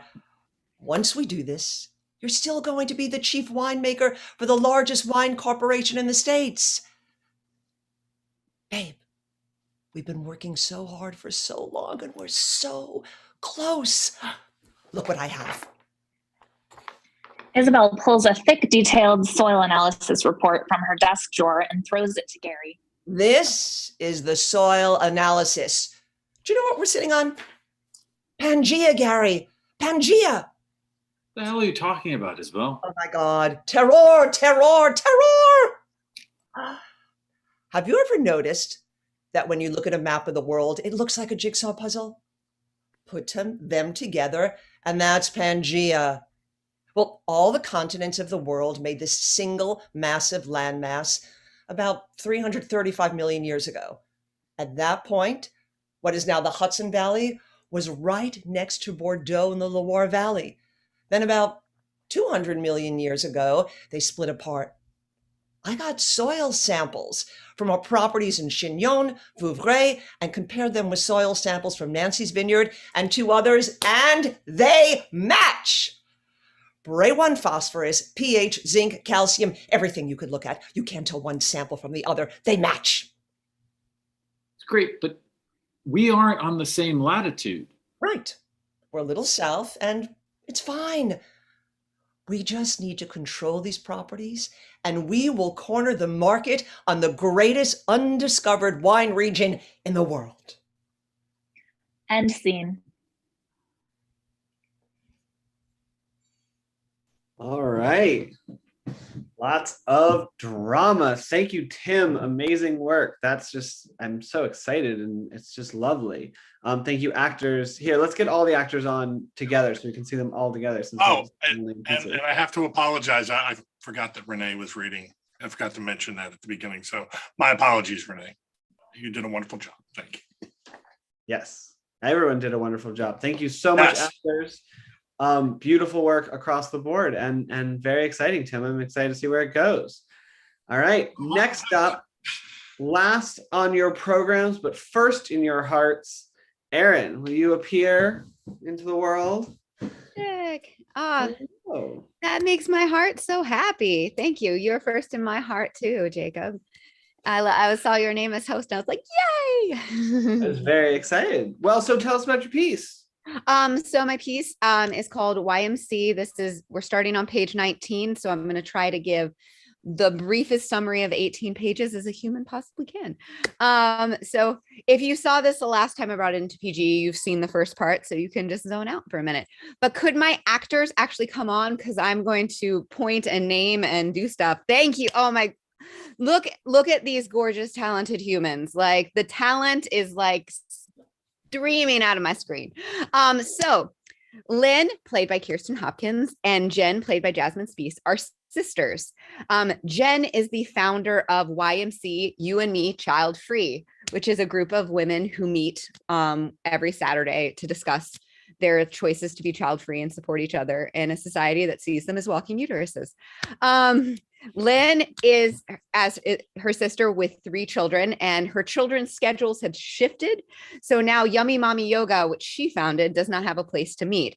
And the only time they can meet is at this time in the community center. And the only space available is the one that YMC meets at. And since YMC does not have enough members, if they don't get 8 people by the end of this meeting, they don't get the space anymore and they have to dissolve.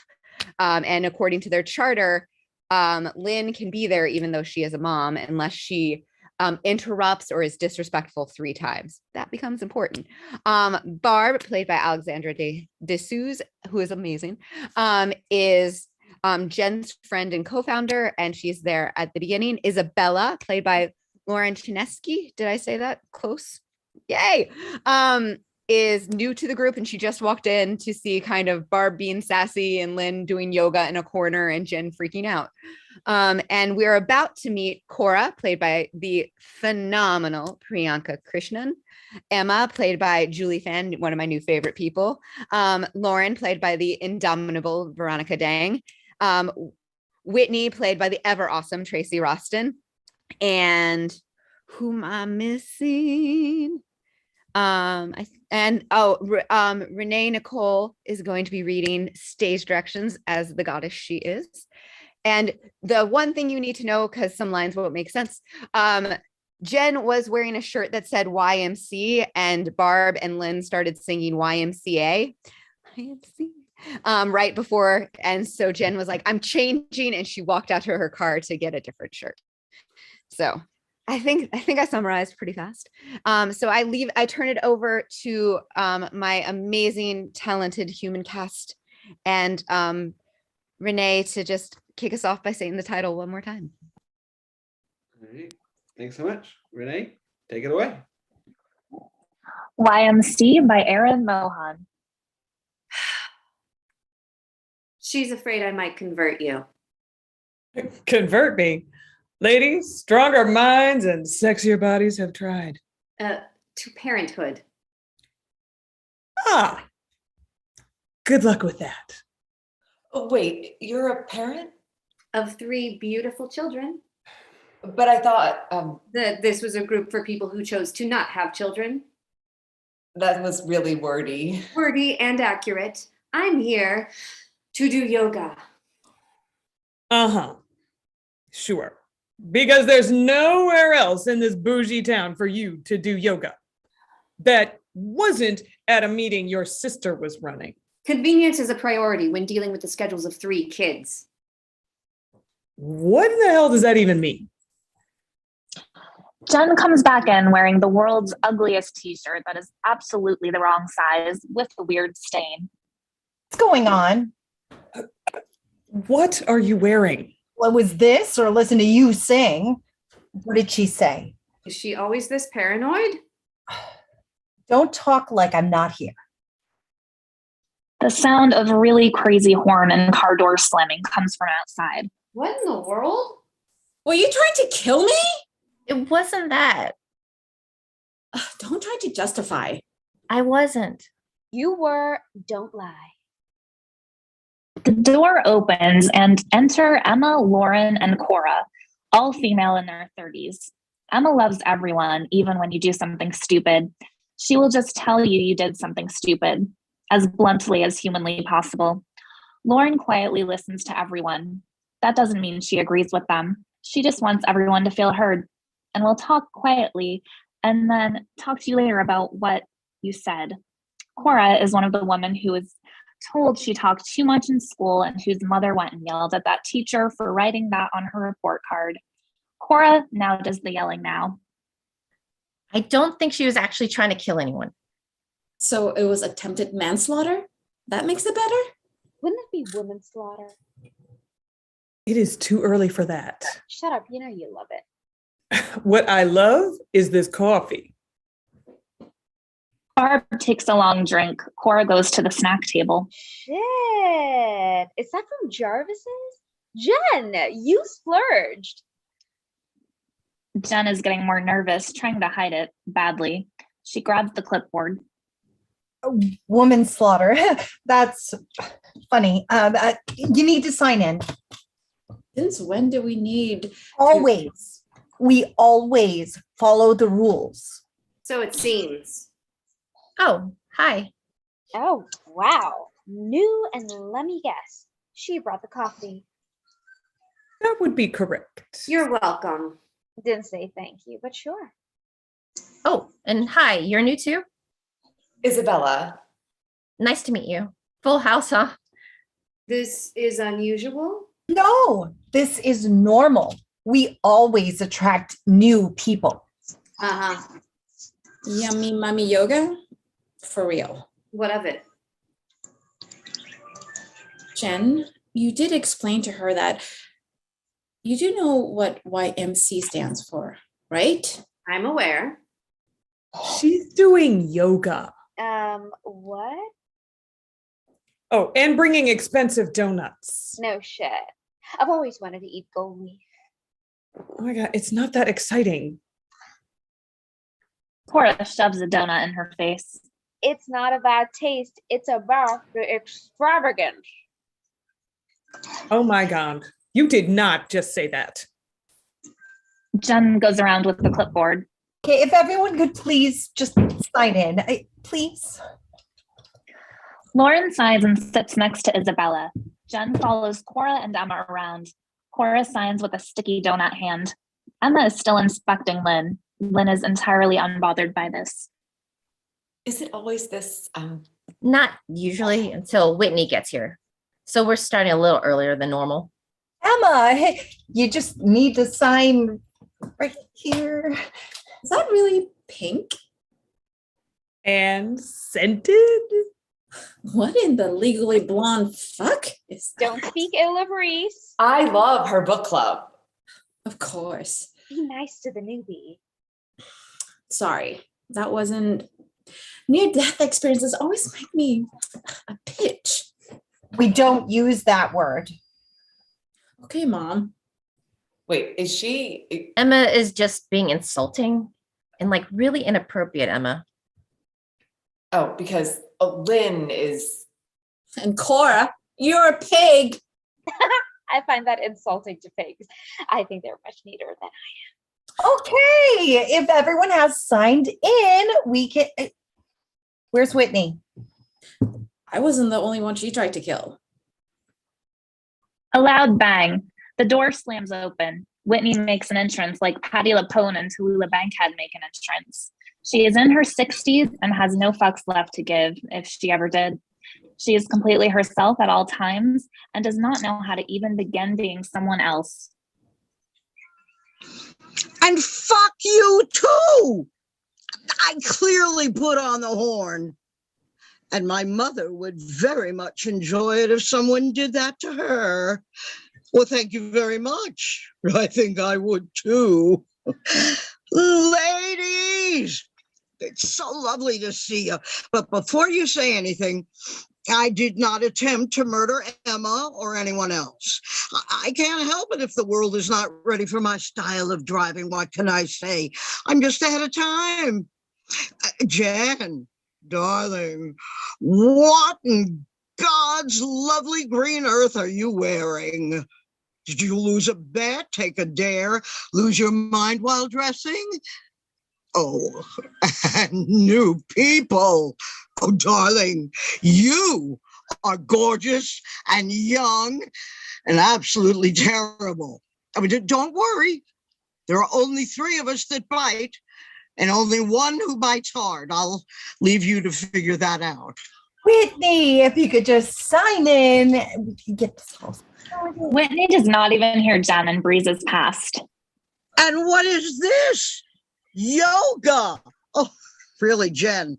After all of my suggestions to improve the meeting, and you went with yoga? I didn't go with yoga. Because I really do think naked meditation would be so much, what's the word? Sanitary. Embarrassing. Stupid. Oh, Emma, darling, you have nothing to be embarrassed about, I'm sure. When I know I definitely have nothing to be embarrassed about. In fact, I could show you a few things. That's not what this space is about. This is a safe space. Ugh, I hate it when people use that word. Oh, stop it, Cora. Whitney, sign the damn paper and sit down. We're getting started.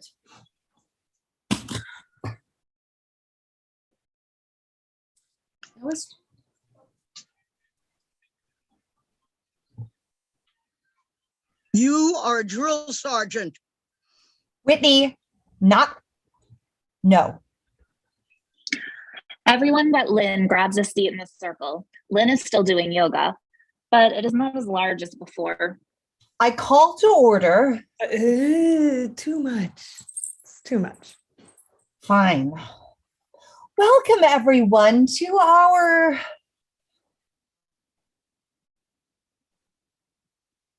meeting.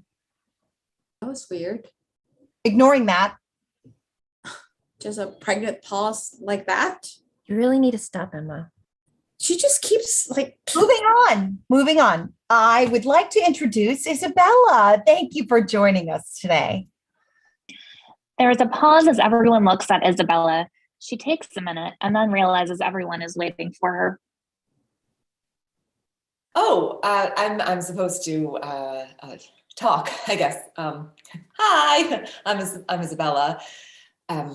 As I was telling Jen and Barb and Lynn too, I guess earlier, my husband and I just moved here, and finding friends and being able to talk, it's really nice to have a group. And This was my least favorite part about being new in school, having to talk about myself.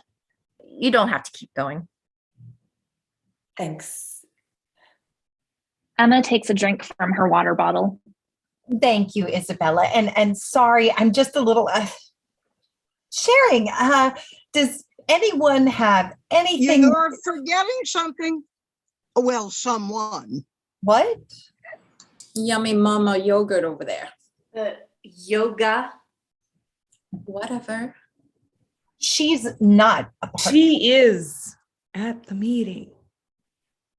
Fine. Lynn? Lynn stops doing yoga but doesn't join the circle.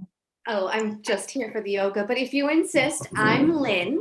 I'm a wife and mother to 3 beautiful children and the head of Yummy Mommy Yoga because moms need a place. Thank you. I wasn't done. That's enough. Isabella got longer to stop. Read the room. I don't need to read it. The room spoke and asked me to introduce myself. Yes, introduce you, not what you did. Articulate. You always do this. Always? Sisters. Oh, what? Jen, darling, you didn't tell us you had a sister. I'm so confused as to why a mom is here. Isn't it obvious? No, that's why I said that. I would not give up my Saturday to torture my sister. Like I said, I am just here for the yoga.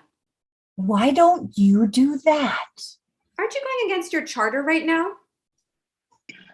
Jen stands. Lynn sits back enjoying her sister, trying not to come unhinged a little too much.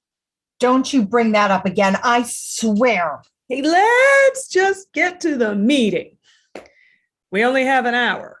Yeah, sure. You're right. You're right. Does everyone feel okay with her being here? Like you'll still be able to share and Jen and Barb sit back down. Lynn goes back to yoga. Yeah.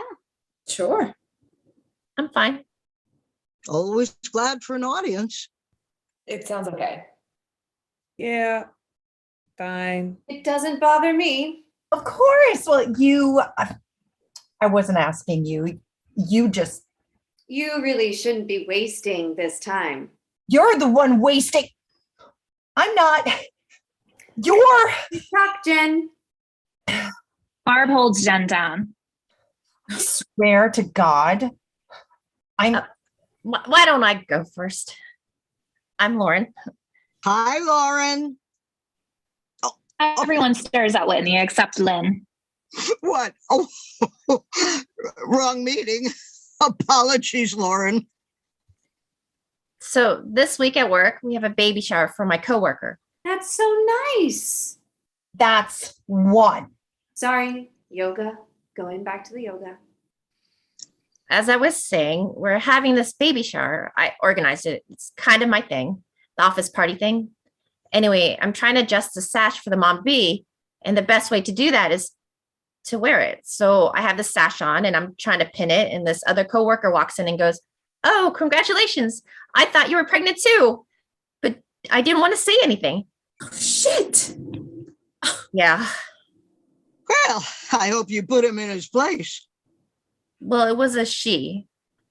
Oh, well, that feels a little worse. Why? Oh, I don't quite know, but it does. What did you do? I just looked at her and said, "No, I'm not pregnant. I just got fat." Yes. Not that I'm fat, but it did shut her up. Yeah, sometimes cleverness is better than And I don't have anything. I mean, I also wanted to go into a whole thing about how I don't want kids, but I'm just so tired of explaining. Having people ask. People actually ask you? Oh, all the time.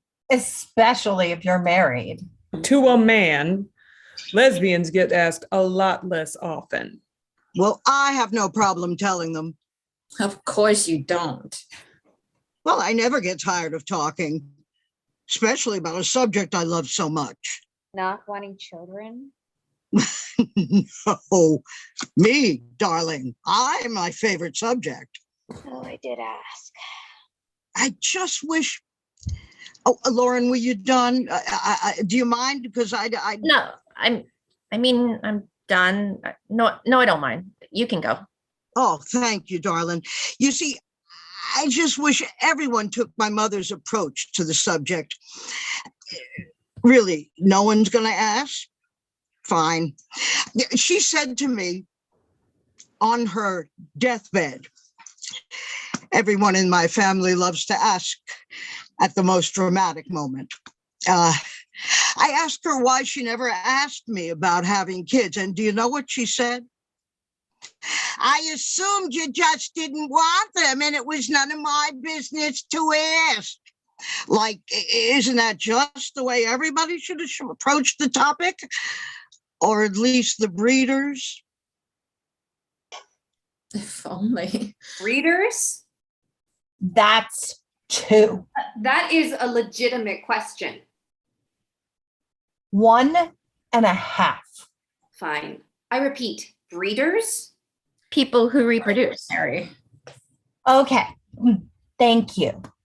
Lauren and Whitney, thank you for your shares. Anyone else have something they want to talk about? Humanity sucks. I should have clarified.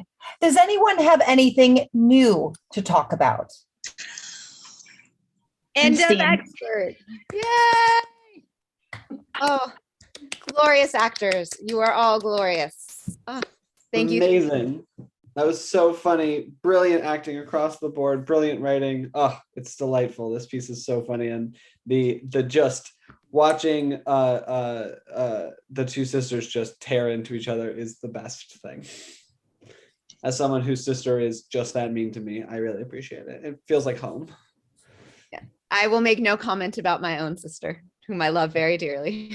That seems wise. You never know when they could be watching. All right, I'm gonna hand it over to Mike. Thank you, amazing actors in this piece. Thank you, amazing actors in all the pieces. Thank you, incredible writers across the board. It has been an honor serving you tonight, and I'm gonna hand it back to the real boss. Mike, take it away. Wait, Bruce Springsteen's here? Yes. Everybody The come boss. back. Everybody, if you have a camera, put it on and show your gorgeous faces, all of these beautiful PGE artists for tonight.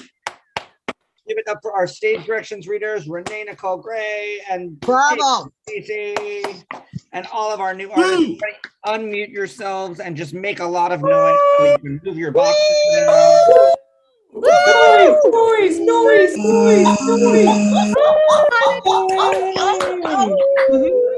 Happy noises. I don't know who it was that just kept saying noise, noise, noise, but I'm just saying. No, good job, everybody. We are so happy to have you here at Virtual Volume 155. As we say at the end of every event, Virtual Volume 155 is officially closed.